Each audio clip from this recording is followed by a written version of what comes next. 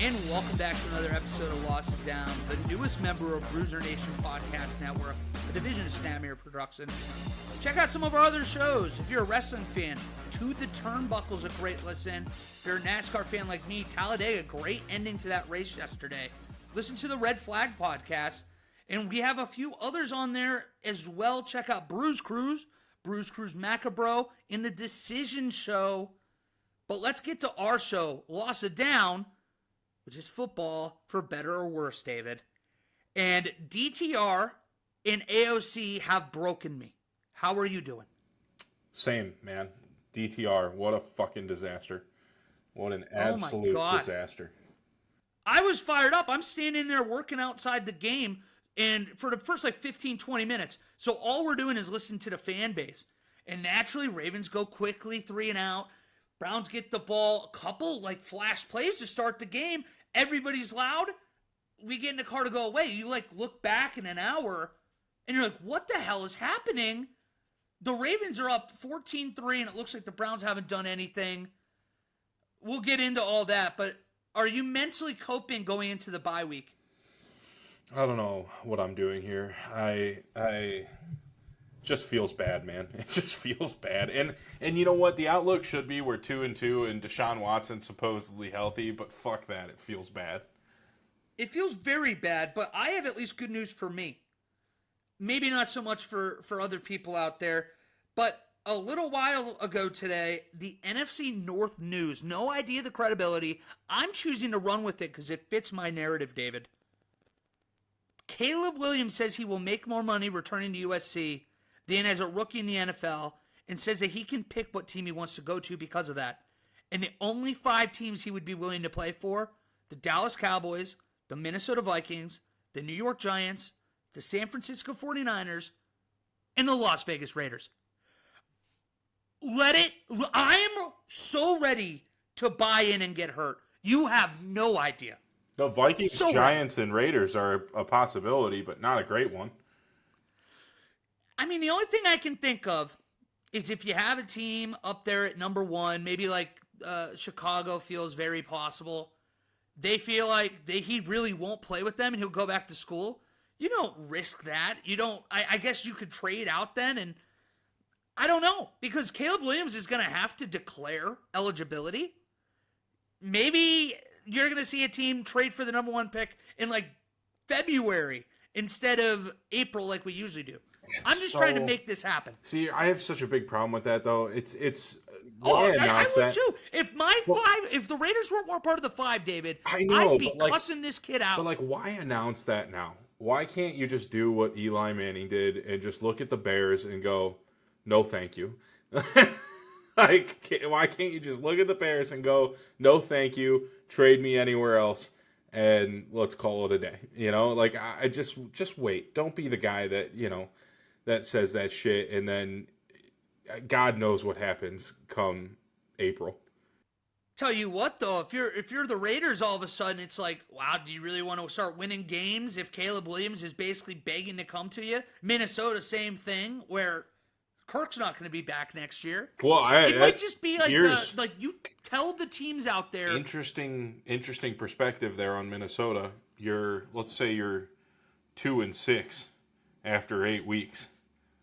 Do you trade? They should already be trading him. You trade Kirk Cousins, commit to that terrible tank the rest of the year, and hope to God that you end up 2-15, 3-14.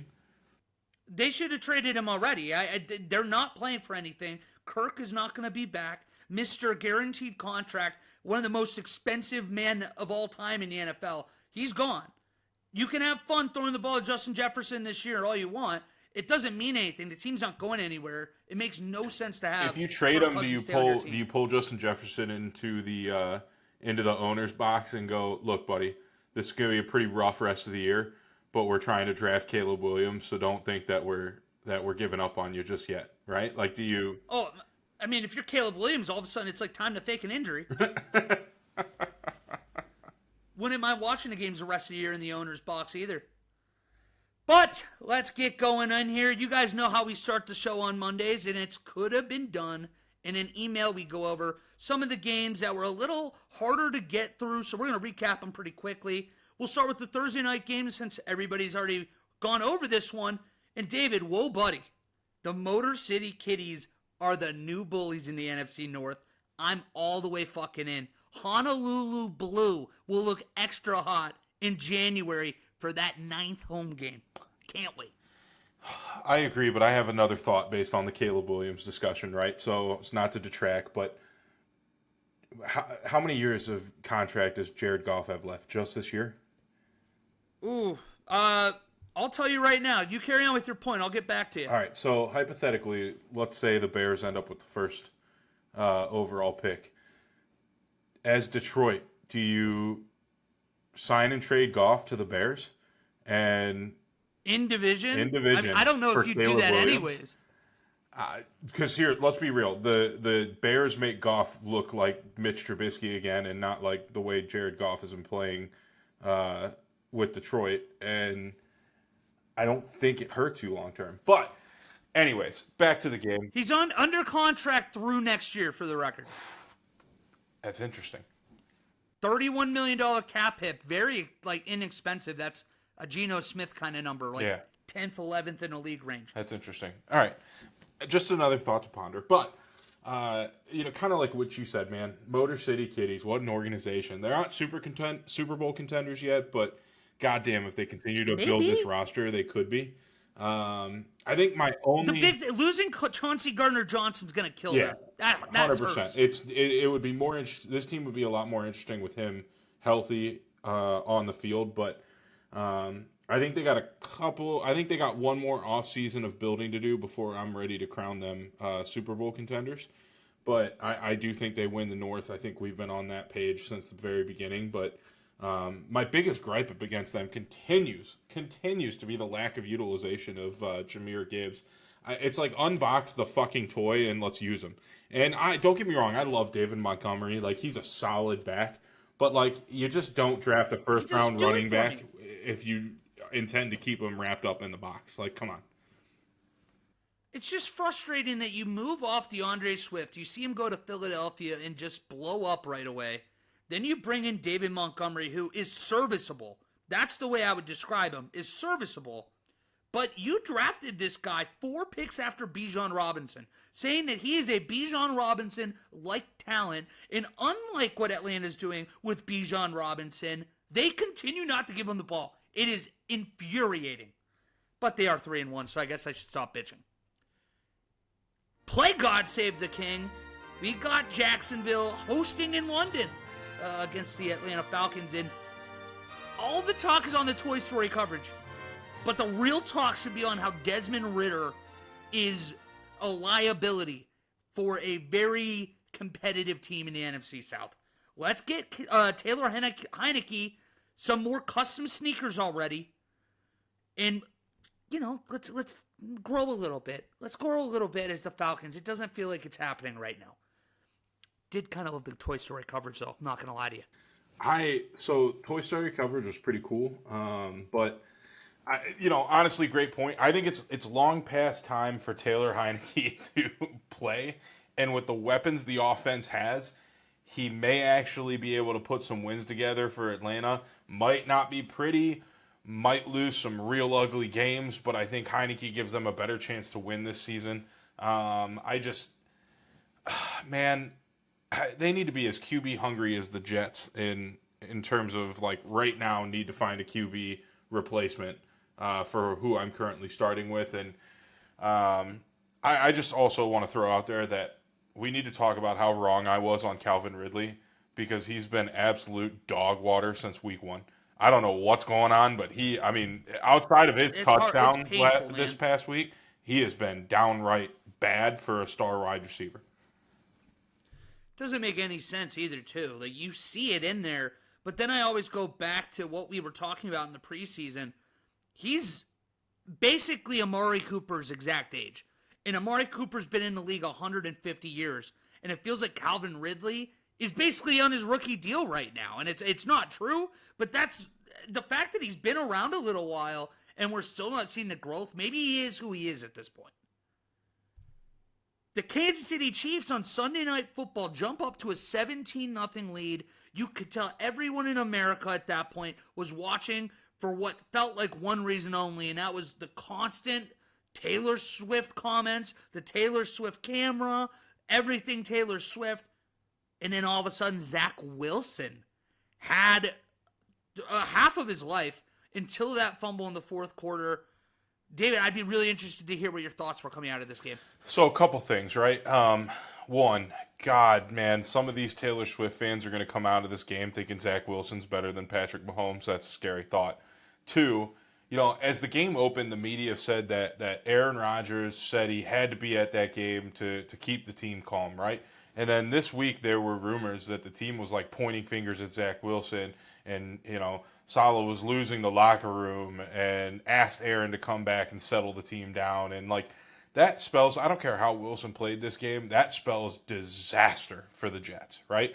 That is, the Jets need, if Wilson can't do what he did last night for the remainder of every single game of the season, then the Jets are screwed because they're going to lose their locker room, and that's a scary thought, right? Because, you get that kind of toxicity and the whole team's screwed. I don't care whether Aaron comes back or not. The Chiefs, as far as the Chiefs goes, they did what they've always done. They make you believe they're fallible. They make you believe that the defense is penetrable. But in January, they're going to dominate again. And so it doesn't, Patrick Mahomes had probably the worst game of his career and still came out a winner. So as far as the Chiefs go, it's just another day in the life for them. I'll start with the Chiefs since you led off there. But to me, it actually feels a little bit different. Maybe I am a moron for falling into the trap. But I'm not going to be naive enough to give up on them. You're right about that. I mean, this team's proved it time and time again. But after Travis Kelce, man, there doesn't feel like there's any weapons. The offensive line sucks. Mahomes is pressing more than I feel like we've ever seen from him. In games they haven't played the Chicago Bears this year, he's averaged 244 yards a game. He has 5 touchdowns to 4 interceptions. And he only has about a 62% completion rating or percentage. It just doesn't feel like they're like raising the level of their play after Tyreek Hill left again this year. There just isn't I feel like the weapons, whether it be anywhere. Isaiah Pacheco was a nobody last year, and he basically was the focal point of the offense to help them get that win yesterday. I mean, they had 6 points after the first quarter. I'm a little worried. I'm not saying that the Chiefs are gonna like miss the playoffs. They're gonna win this division still. I just don't think that I'd pick them in a win-or-go-home game against 2 or 3 other AFC teams. I'm with you there. I don't think right now I'd pick them above 2 or 3 other AFC teams. However, there's still a lot of time left. They can go out. They can trade for somebody. I mean, all it takes is one solid trade for a wide receiver with hands that's not, Kadarius Toney and Sky Moore or whoever keeps dropping footballs, or just pick one and hope for the best. But I'm not going to pretend the Chiefs aren't just doing what the Chiefs always do, which is they'll have a couple games every season where they look like this might not be the same team, and then suddenly in January we're watching them send off into the Super Bowl again. Yeah, and that's a fair point because 2 years ago they had a start like this, where the first 5-6 weeks of the year they felt disastrous, and they ended up going to the AFC Championship game and was an overtime turnover away from going to the Super Bowl again and probably winning another one. So it's worth keeping an eye on there. I won't say much on Zach Wilson. We need to see more of it. This next week against the Broncos, it's kind of a fork in the road for him. It can go two very different ways the rest of his career, depending on how this game goes. Maybe a little extreme to say it, but it feels very similar important. to what I said on Thursday about the Steelers. This game against the Broncos, he's got to look like a legitimate quarterback. If he looks like shit, that's a real concern because the Broncos have maybe the worst defense I've ever seen in NFL history this year. But if people are already pointing their fingers, then you have to beat the Broncos. If not, that locker room is going to be a mess. Ready-made. Yeah, it's a cake ready to explode. 100%. But let's move on to the start of the AFC North disaster week.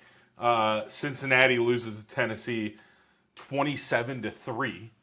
I don't even know what to say about this game, man, because I watched it side by side with the Browns game, and I just the Bengals need to take this season as the opportunity to move on from Zach Taylor and coaching staff. Fire him after you start 2-4. Ride out the season. Go into the offseason with the most desirable coaching job on the planet. Go get who you want when you want. Jamar Chase and Joe Burrow they're too good to fail to move the ball and score points like they have so far this season, right? I refuse to believe this is a player problem and not a coaching problem. I have a lot of stats to back up why you're right and too.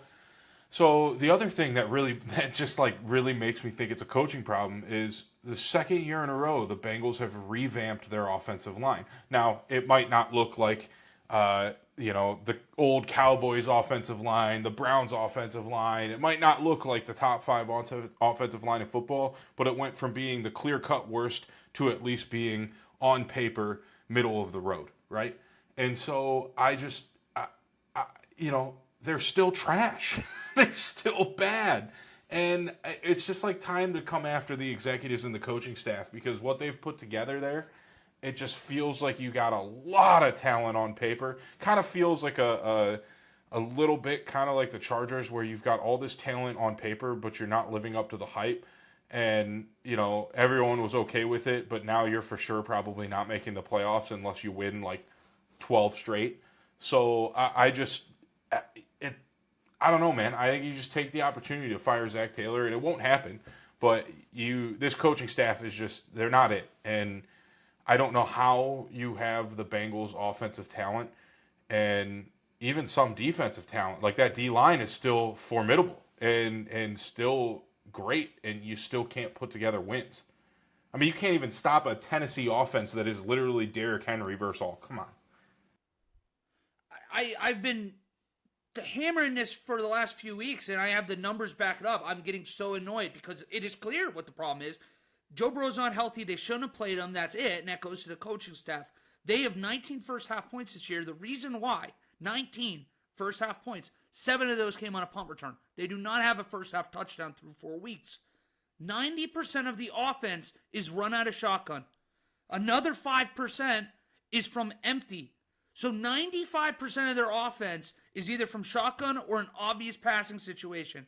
86% is from 11 personnel. They are not creative at all. They have 5 attempted play-action passes all year. They cannot run the offense because they cannot trust what Joe Burrow is doing right now from a health perspective, and that goes entirely on the coaching staff. He never should have played, and if this was still going to happen, he shouldn't be playing now. You're creating bad habits. It's a piss-poor effort to try to save a lost season, all because they were afraid to sit him for 2 weeks to start 0-2. Well, you got that and you got more. It's a problem, and the reason they're not going to fire him is because this has been a disaster franchise that couldn't win a playoff game, so they have 2 good years because they have the best quarterback in franchise history already. Go on a run is the only reason Zach Taylor's going to have a job, and he's going to have one in the next 15 years, much like how Mike Tomlin has it in Pittsburgh. Not saying it's the same player or coach. I love Mike Tomlin, but you have a lot of people in Pittsburgh upset because the early success with those coward teams has potentially kept him safe. All it was is the first couple of years, Joe Burrow is going to save Zach Taylor's career. And I'm just so frustrated because we're watching a speedboat with an anchor on it right now. It's more than an anchor. It's more than an anchor. You could take any one of the head coaches in the same division and replace them with Zach Taylor, and your offense would get drastically better. Because Mike Tomlin might hire the worst offensive coordinator in football next to what's-his-face with the Bears. But, Mike Tomlin also would commit to running the football. And Stefanski with that offense would be ungodly. And John Harbaugh would also be unbelievable with that kind of offense, right? There's just nothing that Zach Taylor has done this year. Even if Joe Burrow is hurt, commit to the run. Even if you're going to get stuffed, commit to the run. At least make people think that there's a threat to run on a down that isn't the very first fucking down of the game, right? Like I just In 90% from shotgun, even when you're running it, you aren't running it. right. That's not how you establish the physicality in a game. And you don't have to. You don't have to. You don't have to start with the play action if Joe Burrow's really hurt and can't do it. But let's be real here. I mean, you wouldn't put him out there if he was too hurt to run a couple play action plays a game. I'm not talking about a lot, but just a couple to make it to really open up the offense. Get Jamar Chase deep and open. Like I just, man, Zach Taylor's just so bad. I'm looking at it right now. Just for context, the only other starter in the league with less than 10, or two of them, is Sam Howell and Anthony Richardson. And Anthony Richardson was banged up for a game. But otherwise, I mean, you're talking about... there's some players and some teams, like Minnesota, I want to say they've run upwards of, 36 times. Like, you have to at least have a defense on their toes. And right now, when you're lining up in shotgun, there's no threat at all. You can kind of come out and be in a base nickel all game. You make it harder on the quarterback, and it's just, I'm so frustrated with this. You're even watching Joe Mixon from shotgun run better than he did all last year, but because of the way you're setting up the offense right now, it's doomed to fail. It's infuriating to watch a team that should be good this bad. And it's going to keep happening. I can't remember if I sent it to you, but 70% of the Bengals' offensive snaps this season have come in versus light boxes with less than 6 defenders in the box. Dude, if I saw, and that's why, at that point, your cut play, your option B should be, at minimum, be a draw. Like, you come out and you see 4 defenders only. Like, come run a draw. Like, let's at least have some threat. And if you don't think Joe Mixon's good enough to do it, then you should have never fucking re-signed him. You should have drafted a 6th-round running back and committed to him. I can't even believe it. I can't believe that they're this bad offensively with star talent, wall to wall. I know we're in rapid fires or email, so we'll hit the accelerator here on the next couple. But Denver winning the Soldier Field, and we're down 21 points with less than 20 minutes left in this game, and they find a way to beat the Chicago Bears in what felt like for 2.5 hours an exorcism of just pain of the last month, just to get it almost twice as bad the way this game ended. I'm kind of speechless on this. It feels like Eberflus has got to be gone and gone soon. I'm surprised he wasn't left on the tarmac. But, well, I guess it was a home game, so, leave him on the tarmac anyways.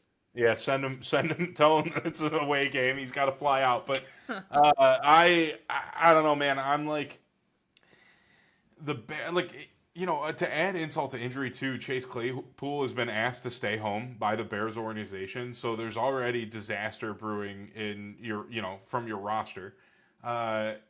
Denver, on the Denver side, Denver's defense has allowed Tua and Justin Fields to go 32 of 33 in the first halves of these 2 games. The only incompletion, one may ask, is Justin Fields' Hail Mary attempt at the end of the first half.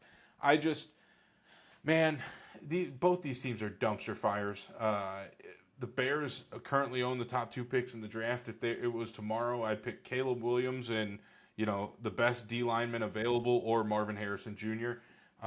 In the meantime, fire your coaching staff. I don't even need to see more from them. Just fire them and, figure out something in the meantime. As for the Broncos, I don't know where you go from here. The team is stupid bad. You're locked up in cap. You deserve to lose the game before the Bears imploded. I just don't know where you go from here as a Denver's executive. In trouble.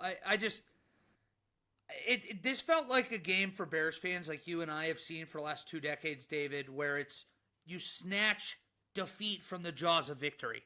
And only teams like the Browns, like the Raiders, can do it. And unfortunately for Bears fans, you are so much in that mix now. The Buccaneers and Baker Mayfield go to the Superdome and beat Derek Carr and the Saints 26-9. We've been waiting for this moment, David. 25 of 32, 3 touchdowns to a pick, on the year over 100 passer rating. Not Derek Carr, Baker Mayfield. Baker Mayfield, we're back. A few decimal points away from 70% completion percentage. 7 touchdowns and 2 picks. I am so back in, David. And then for the Saints, I love me some Derek Carr, but this felt like either they rushed him back too early or it was one of his 1 or 2 just colossally disappointing games of the year. But Baker, come on! Buddy, the Browns should trade for Baker Mayfield. Can you imagine if the Browns had a quarterback like him? Yeah, imagine how much better they'd be. But no, in all seriousness, Tampa may have found their guy in the short term. You know, Baker's always going to have a couple bad games a year. Some like really bad games, bad losses. But in his good ones, he can keep a solid roster and playoff contention. And that's all you can really ask for if you're in Tampa's situation. So anyways, let's move on to Minnesota at Carolina. Minnesota pulls off a sneaky one, 21-13 win. Honestly, man, I got to say, the only thing I have for this game is nothing is funnier to me than the Vikings losing 3 games where Kirk goes for like 350 yards, 3 touchdowns, 1 interception, but then they win the game where he plays like shit and only completes 12 passes. Like, that is just pure comedy to me. It really is. It's just the kind of thing Kirk Cousins always seems to have around him, and that being weird football. But the Panthers, dude, they got to help Bryce Young. Their line is so hard to watch. Adam Thielen being the number 1 target on this offense in the year of our Lord 2023 is a disaster. I hate to say it, but Chicago's got 2 top 5 picks on lock right now, considering the fact they gave up that pick for Bryce Young. Godspeed, Carolina. Good luck. Arizona, good luck to you too, because you're going to be fighting there with the Bears, probably just as likely to have 2 top 5 picks. Unless CJ Stroud has something to say about that. But we'll get to him. The 49ers win by about 3 scores. Arizona played a really similar game to the games that they've played thus far in a year. I think you just got to see the difference is that the 49ers are on a different level right now. Dude, CMC is unreal. I mean, if the man stays healthy, this Niners team will be near impossible to beat. I got nothing else than that. It's just the Niners have clearly taken the top NFC team role. Khalil Mack and the Chargers embarrassed the Raiders in effectively a home game in L.A. 6 sats, David. 6. Buddy, Khalil fucking Mack metaphorically rose from the grave to almost tie the sack record in a game. Like, holy shit. I forgot Khalil Mack was still in the NFL this year. I mean, that is, like, when I say rose from the grave, I really mean it. He hasn't been the same player in like 3 years. And he looked like his prime self yesterday. Yeah, if he played the Raiders every year, or every game every year, he'd probably already be inducted in the Hall of Fame. He'd get the Wayne Gretzky treatment and would get retired on night 1. But fuck Josh McDaniels. I don't know how to put that any more bluntly. He takes no accountability. You can tell the locker room doesn't seem to respect or like him. You blame a rookie quarterback for putting him in terrible situations all game. In his post-game presser, in his first career start, it felt like a panicked man who knows his days are numbered. I know that Aiden O'Connell struggled to hold on to the ball, but there were at least glimpses of hope. That's the only thing I had going into this game to root for. But the crazy thing for me, and this doesn't mean anything, it's just a weird matchup.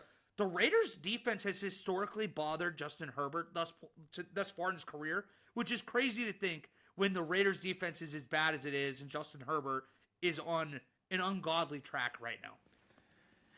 Man. Max Crosby deserves better, though. That's all I got. Oh, he definitely deserves better, but I feel like Josh McDaniels he's like, I don't know how to describe this other than saying, he's like a kid who's got a dad who's revered by, everyone, and he tries so hard to be him, but he hasn't earned the respect of anyone yet. And it feels like Josh McDaniels is the guy that walks into a locker room and just treats it like he's Bill Belichick, and it's like my way or the highway. Like, this is, get your shit together. This is, an NFL locker room. And he just immediately, nobody respects him, right?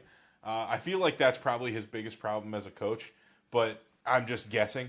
But speaking of the Bill Belichick era, Bill Belichick got his ass handed to him. Yet, what was that last night? Was that a 4:00 game? Yeah, 4:00. Was that a 4:00 game? Oh, The felt 4:00 like slate was tough outside the Raiders Chargers. It felt like a funeral, but Bill Belichick loses by 35 points, 38 to 3. It's the largest halftime deficit of his career since their 28-3 halftime deficit to the Falcons in the Super Bowl. It's the largest loss of his career by 35 points, which is not that surprising, but also feels surprising. It feels weird, right? But there's nothing good about the Patriots right now. They're bad. I'm going to be really brave, David, and I'm just going to say it. I have to let the 2023 New England Patriots go. I have to. I wanted this defense to make this team like a sneaky 9-8, 10-7 team. The team that makes the Albrights of the world look smart for actually picking them to win. It's not there. I don't know what it is right now. It's just a team. It feels like it needs a change, and I don't know if it means it's Belichick or not. It feels like an uninspired team at this point, and I can't keep making excuses for them. I'll tell you what, though, the Cowboys, man, it feels like they ate a bad pregame meal last week because the only blip on their schedule is that Arizona game. Otherwise, they've pretty much dominated everyone they've played. And we'll get into it, but I kind of feel like they're the second best team in the NFC right now. Oh, I think I would probably put them as the favorite to win their division still. I love the Eagles, but that's another team that we're still waiting to fully click and look like the team that we thought they'd be. Yeah. And it hasn't quite happened yet. But we want to remind you that this week's Week 4 recap was brought to you by Abby Turner Creative, your one-stop shop marketing agency specializing in branding, high-end photography, fashion, and more. Especially if you're around our age where there are college graduations, engagements, weddings, baby pictures, you name it. Feels like they're happening every other weekend. Abby Turner Creative is the only way to go. Check her out for yourself at abbyturnerphoto.com. That's Abby, A-B-B-E-Y, or on her Instagram page at sawdadandsapphire. Again, abbyturnerphoto.com. The Miami Dolphins hung a 70 burger on the Denver Broncos last week and turned around this week and almost gave up 50 themselves to the Buffalo Bills. David, I feel like this podcast, we're trying to tell the world, do not give up on this Buffalo Bills team. We've been doing it for a while. It feels like people got bored of this team, so they decided that they no longer were a contender. They already look good like this. You're going to have Von Miller coming back before long. If Josh Allen keeps controlling the ball, not turning it over, this has got to be, to me, the AFC favorite. I don't disagree. I mean, dude, they scored on 8 of their first 9 possessions. They forced 2 turnovers, sacked 2 of 4 times. A little negative is Tre'Davious White was carted off the field in the third quarter. I actually don't know what came of that. Did they release? I haven't seen yet. I'll look right now while you're talking. I'm gonna assume it's pretty bad if they haven't released any news yet. So that's a pretty big negative for them. But they've won their 8th straight at home over Miami. They're 12-2 in the past 14 meetings. You say it, but the Bills are probably back to being the AFC favorites again, and I'm starting to get that feeling I did last year, right about this time, where they became my Super Bowl favorite pretty early on. And they've quietly put together a quality season. And I'll tell you what, if they can put together games like this against quality teams, against great teams consistently, I'd be surprised if they weren't playing for the AFC Championship come January. But as for the Dolphins, it feels like they played their first legitimate defense, and simultaneously theirs didn't show up to play football. So it just kind of feels like this game should have been much closer, but maybe we hyped them a little too hard early on, but they're still a phenomenal team. I just feel like now they face a legitimate defense, and now we know that their offense can be schemed and outcoached and, for all intents and purposes, stopped. But Man, it feels like the Bills are a Super Bowl favorite again. Oh, big time. Unfortunately for the Super Bowl favorites, at least in our mind, they did. I saw 2 hours ago, the report came out that Tre'Davious White tore his Achilles. Oh, So he is done for the year. every time they say it's an Achilles injury, you feel for the worst. Yeah. You just kind of hold your breath, but if they carted him off, I imagine they probably had a pretty good idea yesterday. But yeah, this was a game that started off so fun too. First 5 possessions were touchdowns, and it felt like we were in for a Chiefs Rams game reunion from like 5 years ago. But yeah, things very quickly spiraled for the Dolphins. They'll be fine. If you include the turnover on downs as turnovers, which they are, 5 of their last 7 drives ended with a turnover. So things just kind of fell away from them a little bit. They started pressing. And then when you do that, you start making more mistakes instead of being who you are. Once they fell down 3 possessions, you could tell that this team was in a predicament that they're not very comfortable in. Nobody's comfortable being behind 3 scores, but I expected a McDaniel coach team to at least be a little calmer because they are a team that can score relatively quickly. I think this, if anything, it's a learning experience. It's nothing more than that right now, but it does make that second game with them all the more important for Miami to win at home because you really don't want to go back to snowy Buffalo. We saw that last year. So be it. It was with Skylar Thompson at quarterback. But Miami and Buffalo, the winner of the division having home field, it feels more significant than most. Which takes us to your team. Fuck my team. Baltimore kicked our ass 28-3. Lamar Jackson ran for 2 touchdowns, threw for 2 more against our top-ranked defense. Finished, I say near perfect as perfect gets for 15 of 19. Only 187 passing yards. As for the Browns, our offense, goddamn, we missed Nick Chubb, man. We gained just 166 yards, and 53 of them were on garbage time last drive. DTR, 3 fucking interceptions, 4 sacks. And Joe Thomas, so here's another fun fact. Joe Thomas was added to the Ring of Honor at halftime, but, why the fuck was this not done 5 years ago when he retired? What are we doing, Cleveland? What are we doing? But that's why, yeah, because my friend who I'm staying with, his wife, has a Joe Thomas really cool poster that they handed out yesterday for the game, and I didn't realize what they handed out for. This is the first time hearing of this. Yeah, he's a guy that I just kind of expected he should have been added while he was playing. It's the Wayne Gretzky. But, the moment he retired, they should have been like, yeah, no problem, man. We'll have that up next week in the rafters. You're good. Yeah, but I'm just disgusted. Every Browns fan who was rooting for DTR to take Watson's job just ate a bag of shit this week. I mean, he was awful. He broke a lot of tackles in the pocket, but he made so many stupid decisions the entire day. And it felt like every time he broke a tackle, he ran backwards. He tried to make a play. Instead of throwing it out of bounds, he took a sack for a 15-yard loss, and suddenly it's 3rd and 24. And, his noodle arm and general inaccuracy led to multiple interceptions. All of his interceptions, the ball was thrown 3 feet away from where it needed to be. And I don't know, man.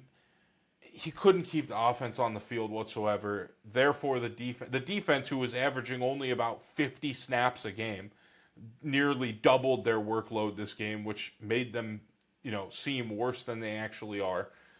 They still played well, but they just seemed bad because they were playing a lot more. They were on the field a lot more. I'm just tired. I'm genuinely tired of this Browns team. I want Baker Mayfield back. I will take his 5 games a year where he plays like dog shit for the other 12 games a year where he keeps you competitive enough where if you have a defense like this, you're going to win games. I know people don't like Baker Mayfield, and I know I'm a bias towards him, but god damn, man, I am tired of the QB room of the Browns. I would have rather kept Baker than deal with this shit. than deal with Deshaun Watson's $230 million contract to get the same kind of fucking level of play as Baker Mayfield. I'm just tired, man. It makes me hate football. Like, every time I watch the Browns, it makes me hate football in some way. And then I got to watch another team and actually enjoy the game again.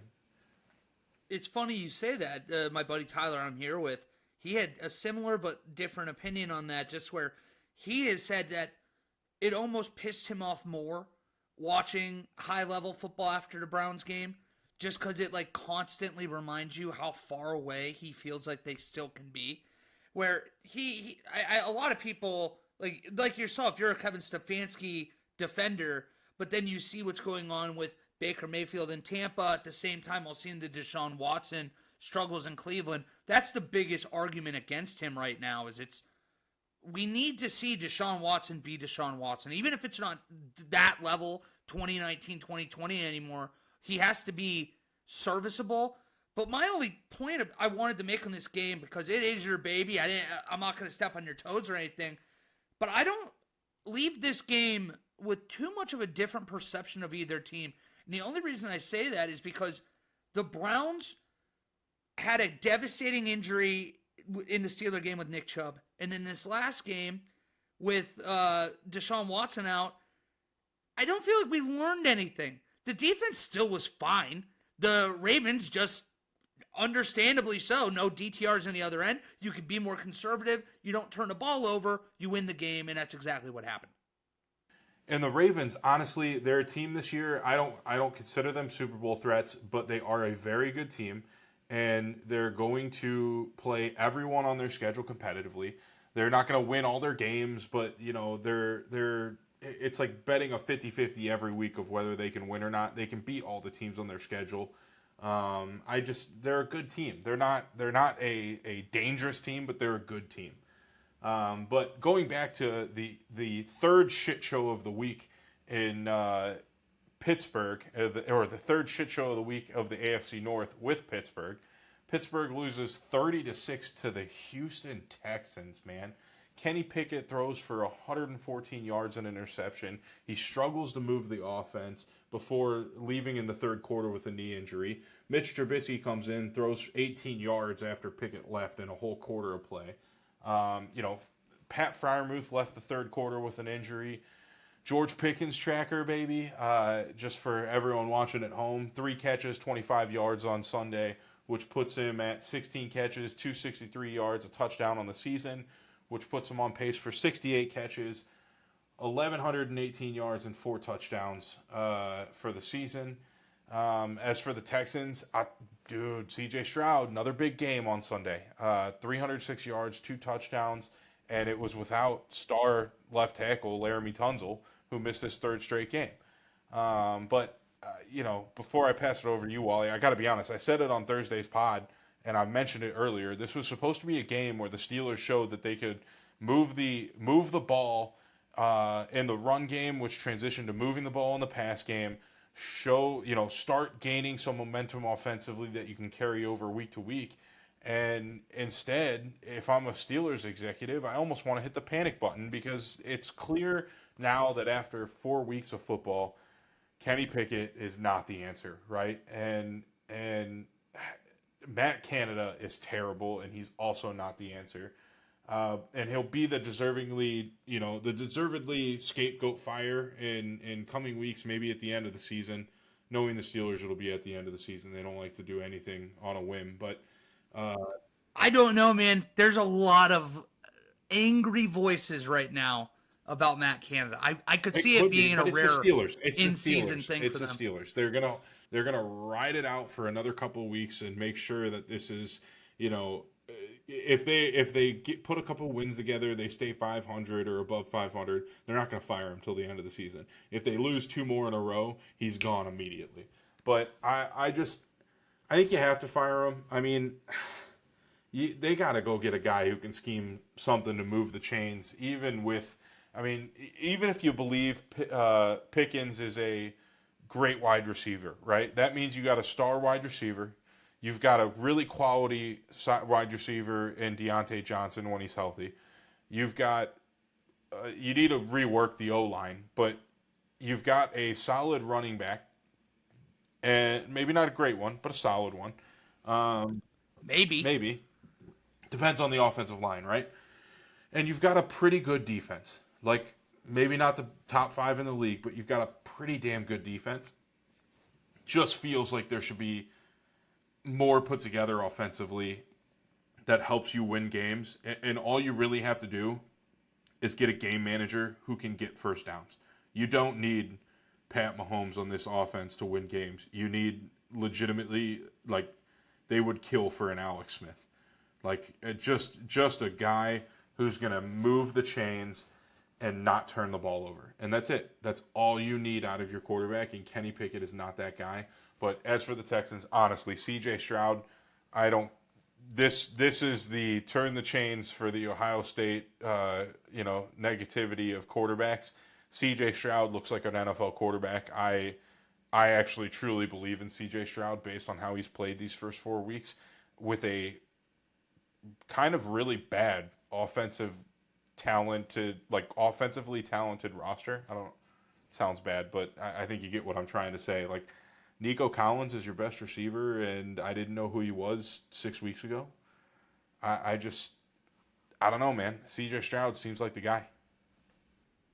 I've got like so many takes on what you've said. We'll start with the Texans. You know I think that the school argument for anything is an asinine take, but you know that, so we don't have to dive back into that.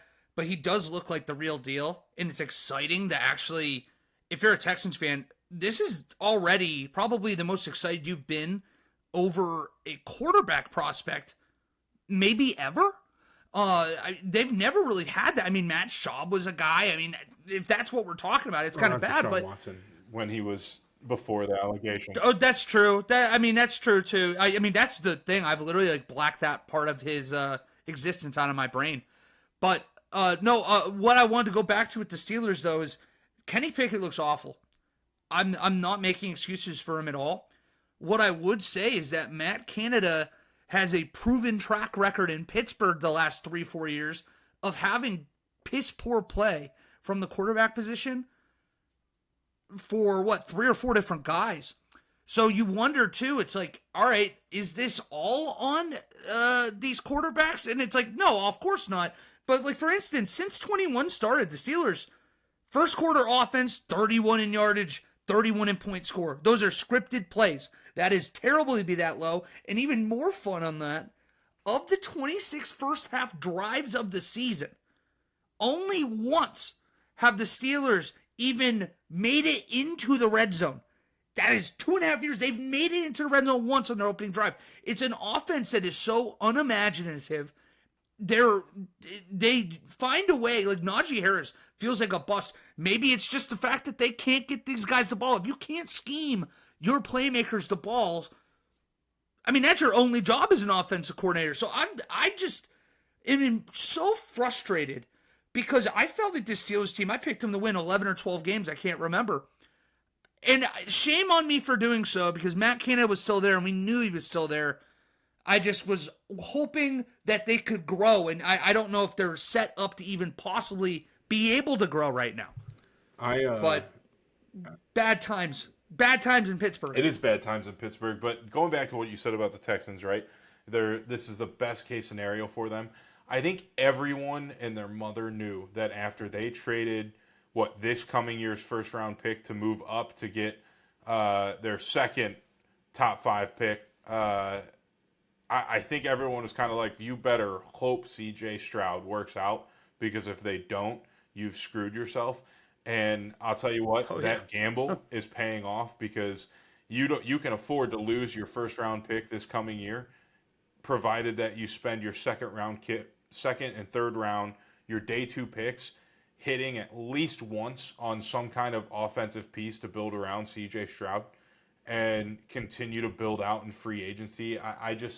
This team is if CJ Stroud continues week after week to look just half a step better, just week after week as a rookie, half a step. Let's just keep taking little steps forward, right?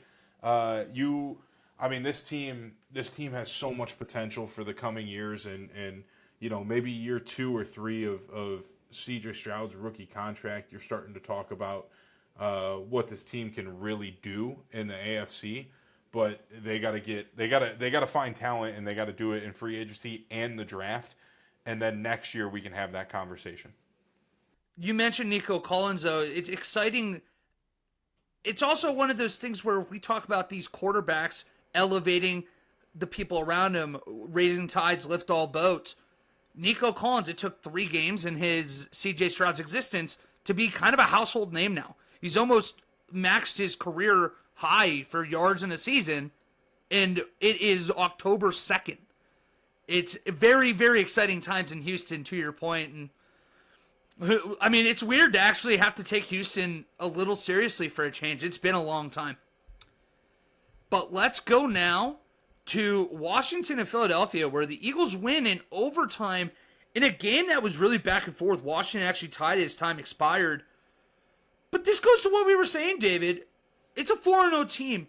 So that makes it a lot easier to fix mistakes or address mistakes when you are winning. But they're this close from being a 2-loss, maybe a 3-loss team already. Are they going to figure it out? Do we think they can? The talent's there.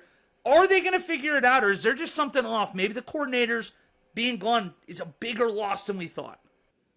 I definitely think the coordinators being gone is a big loss. However, I can't help but notice that how different their defense is year to year. So they lost major pieces.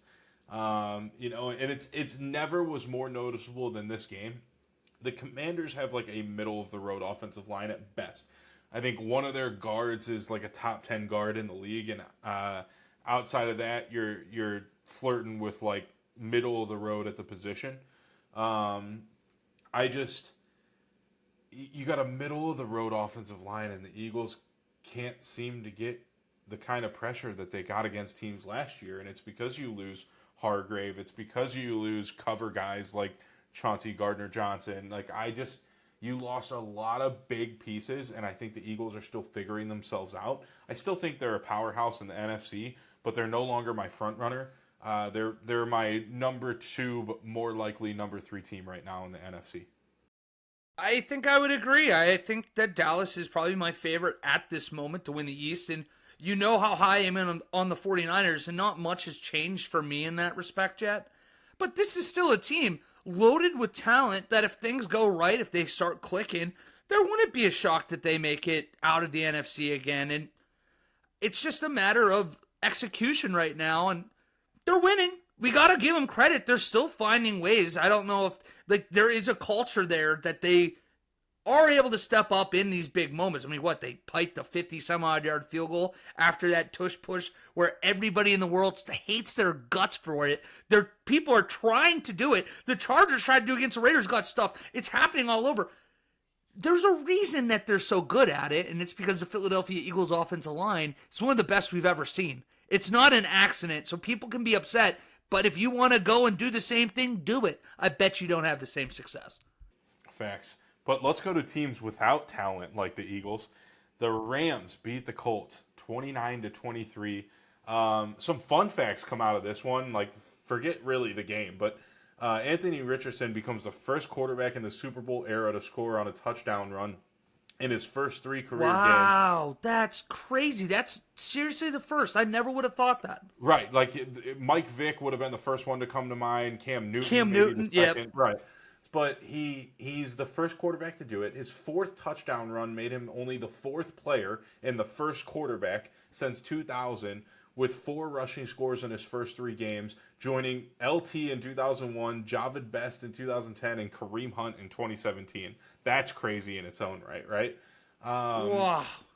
The other side of the football field is Puka Nacua has 39 catches for 501 yards on the season. He surpassed Anquan Bolden, who had 30, for most receptions by an NFL player in his first 4 games. He also has the most yards by an NFL player in his first 4 games, and became the first since Harlan Hill for the Chicago Bears in 1954 with 300-yard efforts in his first 4 games. So So Guy's probably the all-time leading receiver for the Bears too with that. still, yeah, 100%. But those are two stats and two like I don't want to say records, but name dropping stats, right? That if you had given me the stat, I'd have told you like 15 players that I would have guessed have done that before, and none of it would have been accurate. So, and for Richardson and Nakua, those are highly respected. They are putting on a show this season in different ways. But as for the game as a whole, Rams go up 20-0 at half and almost have actually, I think they were up 23-0 at the start of the third quarter. But they were up 23-0. Yeah, that's right. Yeah, this is almost a highly embarrassing collapse on their part. Like, I know Anthony Richardson, he didn't exactly play great, but his talent, his arm strength, his running ability, it helps bring the Colts back into the game and take them into overtime. And unfortunately, they lost. But while there's a lot to be desired from Richardson, if he can continue to improve, I do think he could be like this era's version of like Cam Newton light. I don't think he's there, but I think he can be like the guy who runs hard, who throws hard, who wins games, but like there's always something to be desired from him, right? I do think he has that potential to be like a Cam Newton light, maybe not as good as Cam Newton was, but like he can get there if he continues to improve. Who would you say, and I actually don't know, this is a genuine question, who would you say is the better raw athlete, Anthony Richardson or coming out of school Cam Newton? Anthony Richardson. That's kind of what I think too. He put combine records on paper, didn't he? Like from a quarterback perspective, like the vertical jump. What do you run, a 4.40 or something? It was like a 4.44. Like it was a ridiculous number. Right. He's the stronger athlete, and I think that might be why maybe most people doubted him more. But which is hilarious to say out loud. He was too athletic for people to take him seriously. Right, but he's got so much raw talent. It's less of a project than your typical project quarterback, but if he develops correctly, he can be very, very good in the National Football League. Oh, absolutely. And you mentioned it was 23-0, 7 minutes left in the third quarter. And it's something that over the last few years, we're seeing it more and more. 2 and 3 possession games aren't like what they used to be. And we've seen this across all sports. I don't know if it's because guys are so athletic now, they're getting so good at this skill that they are able to come back. But this was such a fun game. It was a truly fun game to sit back. I didn't get to watch it live, so I had to go back and watch the replay, and it was fun even knowing what happened. But what bummed me out is I didn't realize at the time, you have the Colts finally tied. They come back and come storming back with Anthony Richardson. And then they actually had a drive with a chance to win at the end of regulation and weren't able to do anything. Went 3 and out and then lose the coin toss. And we know how that goes. Rams don't let the Colts get the ball back. I really, really wanted to see Anthony Richardson with one crack in overtime. And we got robbed. But at least to this point, who would have thought Colts are 2-2? The way they've played, you beat teams like the Ravens, but then you lose to the Rams. It's been a wild ride so far with the Colts, but in that division, I mean, they have a realistic shot to at least stay around and compete and possibly win that damn thing. But that takes us now into our last second predictions for tonight's Monday Night Football. It's 8:08, David. That means we're 7 minutes away from kickoff. The only stats I want to read going into this is Daniel Jones is 0-6 on Monday Night Football time and 1-12 in prime time. And here's something that makes you feel even weirder about this Giants team. They've been outscored 63-6 in the first half of their first 3 games. Would tend to make you lean Seattle. Last minute thoughts. Is that where you're going? Seattle by 1 million, and to add insult to injury, the Seahawks are 5-0 at MetLife Stadium in their franchise history, one of which being their Super Bowl win.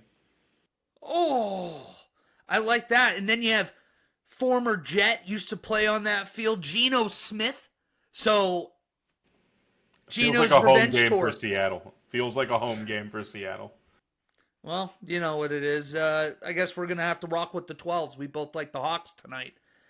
But that's going to bring us to the end of another episode of Loss of Down. Make sure to comment, like, and subscribe to us on Facebook, Instagram, and YouTube at Loss of Down. And retweet us on Twitter at @down_loss. Remember, this episode was brought to you by Abby Turner Creative. David, what are your parting words for the people tonight? I got nothing, man. I was going to say, where are you going to be Thursday? Yeah, just so everyone knows, I won't be on the next pod. I'm going to Los Angeles for a dealer meeting for Lincoln, so I will not be on the podcast this coming week. I've never been to California. I know that I wouldn't want to live there, but it would be an amazing place to visit. San Diego. Is this your first time then, or no? No, I went to San Diego in 2021. Was the weather as beautiful as people say? Oh, dude, San Diego is lit. I would go back to San Diego in a heartbeat. However, don't want to go to LA. The 305. The 405. 405? 405. It's a 405. And funny enough, you mention it because I looked it up because I wanted to know how early I'd have to leave the hotel on Thursday when I fly home. I'm scared. And the hotel is 10 miles from LAX. And at 6:30 in the morning, it says it takes anywhere from 40 minutes to an hour and 20 minutes to go 10.7 miles. At 6:30 in the morning. Yeah. Kill me. I think that would have to be a packed thing with us for that.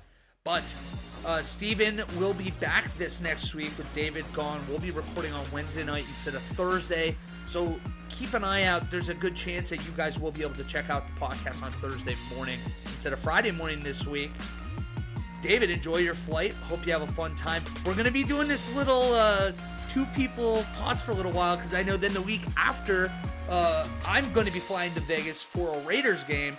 So we got a little time before we get the band back together, the three of us. But we love you guys. We will talk to you guys on Wednesday. And until then, AOC and DTR, we still love you and we'll forgive you. We'll see you next time.